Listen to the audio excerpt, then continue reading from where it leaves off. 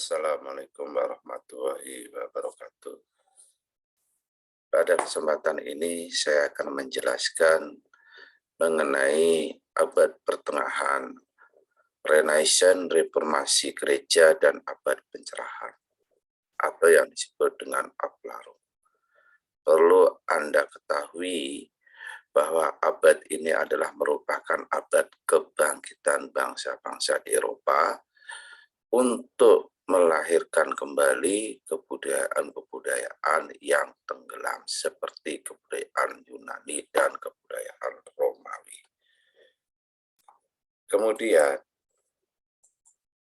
yang selanjutnya, kalian bisa lihat di situ punya tujuan pembelajaran. Nah, tujuan pembelajarannya itu ada 3 di situ. Tentang arti penting peristiwa abad pertengahan, Renaissance, Reformasi Gereja, dan abad pencerahan. Kemudian pada abad pertengahan, Renaissance, Reformasi Gereja, ya, di situ ada sebuah kehebatan karena semua paham-paham baru bermunculan. Nah, ini nanti Anda akan mengetahui tentang paham-paham yang muncul di abad pertengahan. Karakternya berpikir, jujur, mandiri. Kata kuncinya adalah etika, kemudian Protestantisme, Renaissance, pencerahan, dan seterusnya. Nah, kita bisa lihat di situ ada beberapa gambar, 3 gambar yang membuktikan di abad pertengahan. Berikutnya, kita mulai abad pertengahan. Sebenarnya dalam abad pertengahan ini, ketika jatuhnya Kaisar Romawi Barat pada tahun 1476, yaitu ke tangan Odoaker dari bangsa Jermanik Eropa Utara, membuat kebudayaan Yunani dan Romawi tenggelam atau mati suri, tidak bermunculan. Kenapa? Karena tidak boleh dilahirkan oleh bangsa Jermanik, yaitu Eropa Utara. Kemudian sekitar tahun 800 Masehi, suasana politik di Eropa berubah total, atau yang disebut dengan Karlemang. Nah, ini adalah siapa yang melopori, yaitu Karel Agung. Sehingga Karel Agung ini dijadikan sebagai kaisar, sekaligus menandai berakhirnya kekuasaan bangsa barbar di Eropa tersebut. Dan dimulainya lah Kekaisaran Romawi Suci, atau yang disebut dengan The Holy Roman Empire. Nah, pada abad pertengahan mengacu pada kembali kekuasaan gereja secara politik dan keagamaan sejak pemahkotaan Karel Agung tersebut. Paus adalah penguasa politik dan agama di Eropa, karena Kaisar Romawi Suci saja tunduk kepada perintahnya. Jadi, Kaisar saja tunduk kepada Paus Paulus, yaitu yang ada di Vatikan. Nah, bagi gereja, ketaatan kepada wahyu Tuhan melalui kitab suci jauh lebih penting daripada mengejar keinginan-keinginan dan ambisi duniawi. Jadi tidak pernah mengacu kepada duniawi, tetapi mengacu pada, yaitu mereka tunduk dan mengikuti Tuhannya. Ini prosesnya seperti itu. Kemudian kita lanjut. Ini adalah seorang tokoh sejarawan Inggris pada abad ke-18. Bahwa manusia-manusia abad pertengahan terjerembab dalam barbarisme dan agama. Maksudnya apa? Maksudnya bahwa kaum barbar di masa-masa awal abad pertengahan serta gereja Katolik yang terlalu dominan dalam kehidupan sosial politik tidak memberikan tempat bagi pengembangan kebudayaan Yunani dan Romawi yang tak ternilai. Itu artinya bahwa kebudayaan Romawi dan Yunani itu ditenggelamkan dan tidak dimunculkan oleh golongan barbar. Maka mereka hanya berpikir bahwa kebudayaan Yunani dan Romawi ini adalah merupakan sebuah peninggalan saja dan tidak ada nilainya. Berikutnya, kondisi sosial ekonomi abad pertengahan, yaitu munculnya feodalisme. Dalam istilah feodalisme ini, kalau kita tarik kesimpulan, artinya adalah feu, yaitu sebidang tanah yang diberikan untuk sementara kepada orang fasil. Artinya pengusaha bawahan atau pemimpin militer sebagai imbalannya atas pelayanan yang diberikan kepada penguasa atau yang disebut dengan lord yang menjadi pemilik tanah tersebut. Apa ciri-cirinya?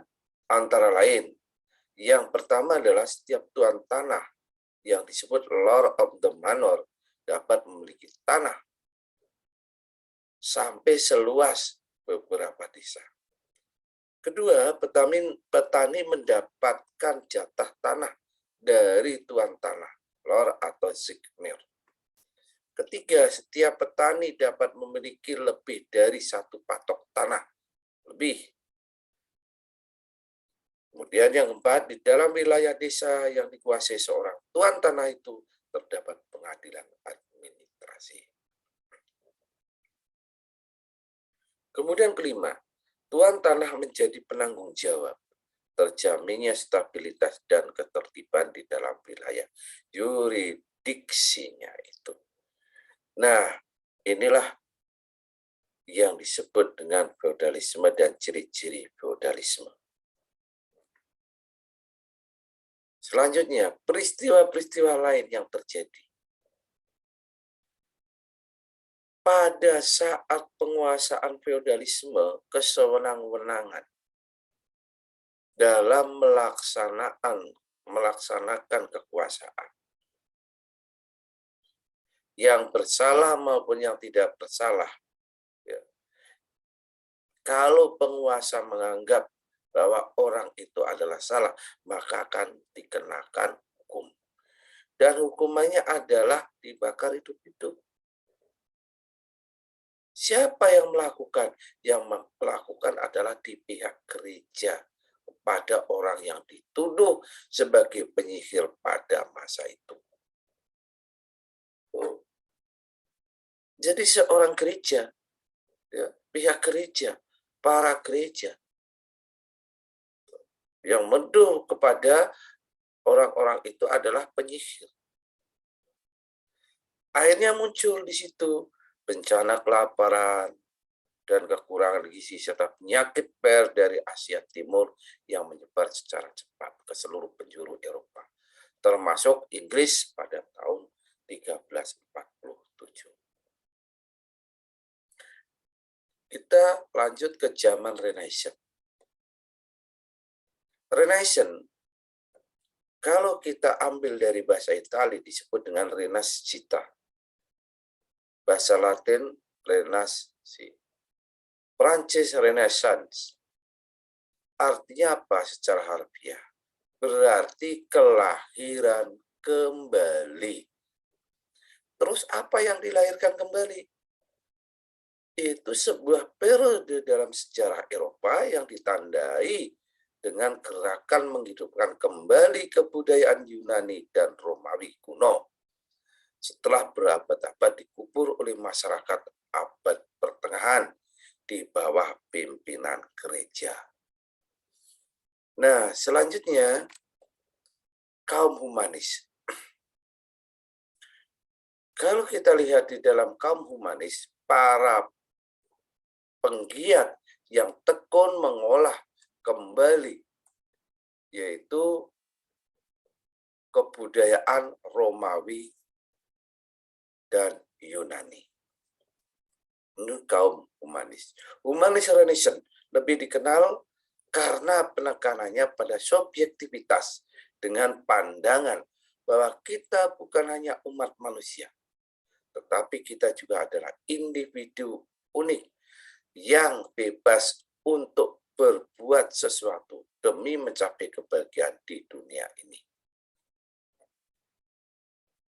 Kemudian manusia ini adalah merupakan Victor Mundi, orang yang bersejarah di dunia ini. Ini disalahkan, tapi Faber Mundi, orang yang membentuk dunianya, itu adalah manusia.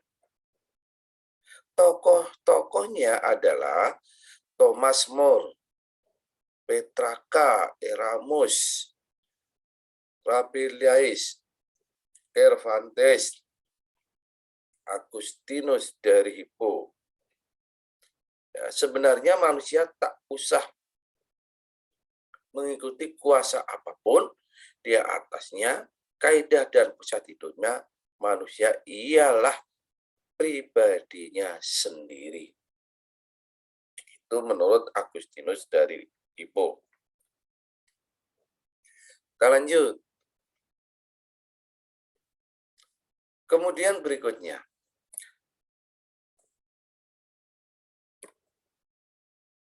gerakan Renaissance dan humanisme tidak hanya bersifat budaya, tetapi juga sosial politis. Yang kedua, gerakan Renaissance dan humanisme disepakati dimulai sejak sekitar tahun 1500. Terus Florence menjadi kota pelopor Renaissance karena kedudukannya sebagai kota dagang terbesar dan terkaya pada abad ke-13. Nah, itulah bentuknya kota Florence. Lanjutnya, faktor pemicu gerakan Renaissance. Apa faktornya? Pertama, munculnya banyak kelas menengah baru. Artinya situasi perdagangan di kota pelabuhan selain menciptakan kelas menengah baru yang kaya, juga membawa pengaruh Renaissance dari Timur Asia dan Afrika. Yang kedua, adanya dukungan penguasa dan bangsa yang progresif. Lukisan keluarga Medici, bangsawan pelopor, dan seterusnya. Kemudian, yang ketiga, kenyataan pahit abad pertengahan. Kemudian yang keempat, jatuhnya Konstantinopel. Jatuhnya Konstantinopel pada tahun 1433 ke tangan Turki Ottoman pada waktu itu. Yang kelima, penemuan mesin cetak. Mesin cetak temuan Gutenberg pada tahun 1454 ini mewakili faktor pemicu gerakan Renaissance. Selanjutnya adalah dampak Renaissance. Yang pertama adalah lahirnya sekulerisme di Eropa. Sekulerisme adalah ideologi atau gerakan yang mendorong dihapusnya agama dari ruang publik. Urusan politik dilepaskan sama sekali dari pengaruh dan campur tangan agama. Leon Battista, tokohnya, ini menyatakan bahwa man can do all things of the will. Manusia dapat melakukan apapun yang dikehendakinya. Itu menurut Leon Battista Alberti. Kemudian yang kedua, lahirnya kolonialisme dan imperialisme karena dipicu oleh berkembangnya paham merkantilisme, itu perdagangan. Sekarang kita lihat apa itu merkantilisme, pengertiannya. Berasal dari bahasa Inggris, merchant, pedagang. Kemudian, nama yang diberikan untuk suatu aliran dan praktek ekonomi yang berlangsung selama 250 tahun, antara tahun 1500 dan 1750. Ini adalah merkantilisme, nama yang diberikan untuk suatu aliran. Kemudian kesejahteraan suatu negara ditentukan oleh banyaknya aset atau modal yang dimiliki, serta besarnya volume perdagangan global suatu negara. Berikutnya, paham merkantilisme dapat kita ringkas dalam 3 butir pokok. Di antaranya adalah yang pertama, sasaran utamanya adalah mendapatkan logam mulia sebanyak-banyaknya. Itu sasaran paling pertama. Yang kedua, berfokus pada neraca perdagangan, surplus, yakni memperoleh keuntungan besar dari perdagangan luar negeri, atau yang disebut dengan ekspor. 3, negara bukan swasta menjadi pelaku utama, serta pengendali perekonomian negara. Latar belakangnya apa? Yaitu satu, lahirnya di Inggris dan Perancis. Yang kedua, sangat dipengaruhi oleh alam pikiran Renaissance. Kemudian, mendorong negara-negara Eropa mencari sumber-sumber emas dan perak dan kemudian rempah-rempah ke negara-negara di Asia, Afrika, dan Amerika yang disebut dengan era kolonialisme dan imperialisme. Berikutnya, dampak merkantilisme. Merkantilisme memicu era penjelajahan samudra atau kolonialisme dan imperialisme. Kemudian pelayaran merupakan hal yang sangat penting selama periode merkantilis. Berikutnya, terbentuknya serikat dagang di negara-negara Eropa seperti AEG, East India Company, Serikat Dagang Islam, Inggris, dan VOC, Verenigde Oost-Indische Compagnie, Serikat Dagang Islam, Belanda. Kemudian memicu lahirnya revolusi industri dan memicu lahirnya sistem ekonomi kapitalis. Nah, inilah setelah kalian mendengar sebagian materi tersebut, silahkan kalian nanti bisa membuat sebuah kesimpulan apa yang Anda lihat dan Anda dengar yang ada di materi di atas tadi. Kita lanjut. Gerakan Reformasi Gereja. Apa gerakan reformasi gereja? Saat terjadi krisis keuangan, ya, Bonifacius mengutamakan tahun 1300 sebagai tahun jubili. Apa tahun jubili? Yang dimaksud sebagai tahun khusus untuk pengampunan dan penghapusan dosa. Tahun jubili. Kemudian berikutnya, setiap indulgensi tidak diberikan secara gratis, melainkan harus dibayar dengan dirma, praktek jual beli, sakramen termasuk indulgensi menjadi praktek yang umum pada gereja abad pertengahan. Yang berikutnya, indulgensi adalah pengurangan hukuman jiwa-jiwa yang diakibatkan oleh dosa di api penyucian, purgatori untuk dosa yang sudah diampuni. Ada 3 kesimpulan penting tentang kondisi sosial keagamaan di Eropa sebelum terjadi reformasi pada tahun 1517. Pertama, terjadi krisis moral yang besar dalam tubuh gereja. Ketiga, berkembangnya nasionalisme. Ketiga, lahirnya ketidakpuasan terhadap kepemimpinan gereja dari kalangan internal gereja itu sendiri. Keempat, semakin berkembangnya tradisi intelektual dan iklim kebebasan di Eropa. Berikutnya, reformasi Protestan. Pada tahun 1517 melalui seorang teologi Jerman, Martin Luther, gereja Katolik mengalami goncangan yang luar biasa.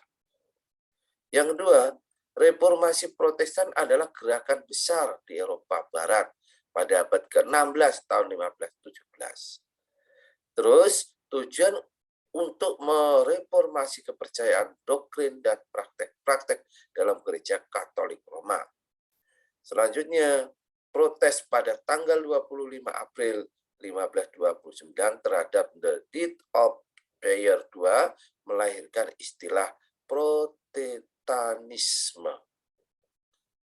Lanjut, reformasi Protestan juga merambat ke wilayah Swiss yang berbahasa Jerman dan Prancis, yaitu Zurich dan Geneva.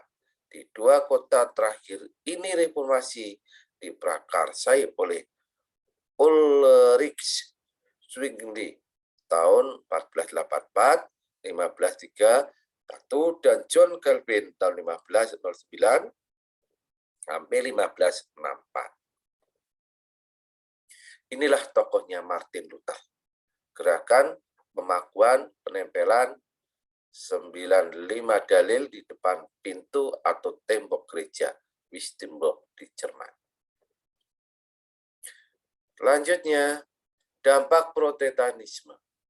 Yang pertama adalah menguatnya negara dan pemerintahan sekuler. Kemudian yang kedua, lahirnya gereja Anglikanisme. Yang ketiga, reformasi perang 30 tahun dan kebebasan beragama. Yang keempat, etika Protestan semangat kapitalis. Kelima, reformasi gereja Katolik. Selanjutnya, abad pencerahan. Abad pencerahan, Age of Enlightenment 1685-1815 adalah suatu periode dalam sejarah manusia yang ditandai dengan optimisme yang tinggi pada kemampuan rasio manusia untuk menciptakan kemajuan. Dengan rasio, manusia dituntut untuk memahami hukum-hukum yang berlaku objektif dan ketat demi kemajuan dan perkembangan hidup. Gagasan pencerahan semacam ini disebut dengan deisme. Dalam pandangan ini, Tuhan ibarat seorang pembuat jam, Wattmaker ya. Setelah jam dibuat, pembuat jam membiarkan jam itu bekerja sendiri tanpa campur tangan lagi. Lepas tangan. Nah, ini adalah Immanuel Kant tahun 1724-1804. Persembayan, beranilah berpikir sendiri. Sapere aude. Kemudian dengan berani berpikir sendiri, niscaya manusia akan sejahtera dan bahagia. Itulah yang disebut, yaitu apa yang dinamakan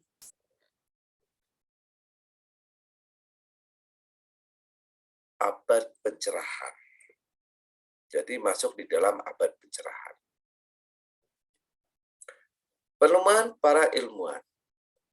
Pada masa-masa menjelang munculnya optimisme, pencerahan memicu lahirnya banyak kemajuan dalam ilmu pengetahuan dan teknologi. Beberapa ilmu atau intelektual abad pencerahan. Ini adalah tokoh-tokohnya. Antara lain Thomas Hobbes, Francis Bacon, John Locke, Isaac Newton, Jean Jacques.